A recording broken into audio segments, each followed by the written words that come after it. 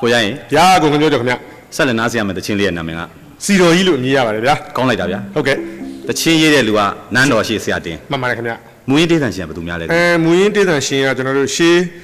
တေးဆိုကျွန်တော်တို့ဥပခိုင်းလို့ကျွန်တော်မှတ်ရပါတယ်ခင်ဗျရှေးဆိုတော်ကြီးဥပခိုင်းဟုတ်ကဲ့နောက်ပိုင်းကျတော့မှကျွန်တော်တို့ဘဲတော့ဗတ်တန်းလေးစသဖြင့်ဒီပြည်လူတွေစင်မွားနဲ့အကုန်လုံးတည်ဆိုကြပါတယ်ဟုတ်ကဲ့အခုတခါဆိုမဲ့လူကအခုကတော့ကျွန်တော်တို့ရဲ့ညီမလေးကြောက်ပတောင်းခင်ဆိုးဦးဖြစ်ပါတယ်ဗျာဟုတ်ကဲ့ကောင်းတယ်ဗျာနာတော်တာဆင်အောင်ညီမလေးကိုခေါ်ပေးပါဗျာကိုပြောကြညီမလေး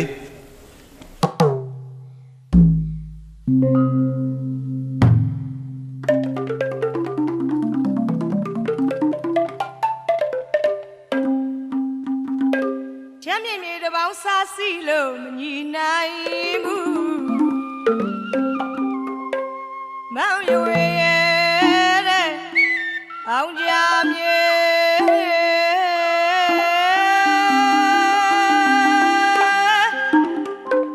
ပြီးတော့နဲ့နီးရမယ်ထင်ရဲ့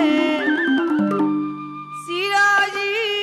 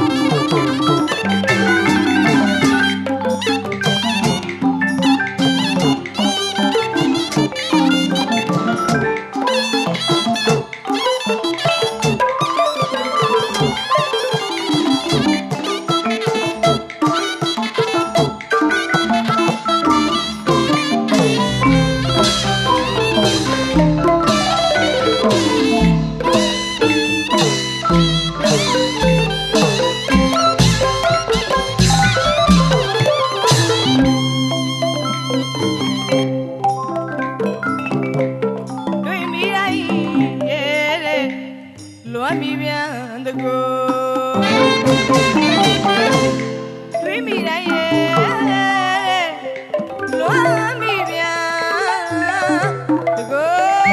ာ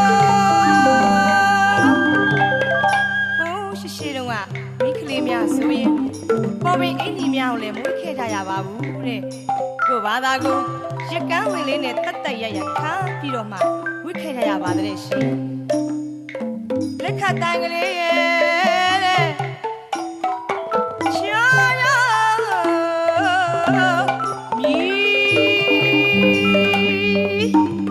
ချိုချိုမီရဲ့ချိုချိုမီရဲ့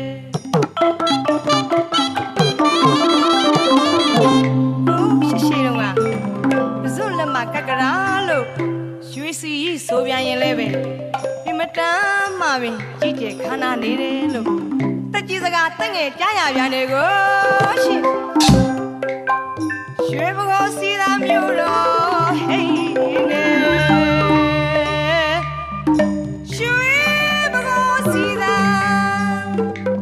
မျိုးတော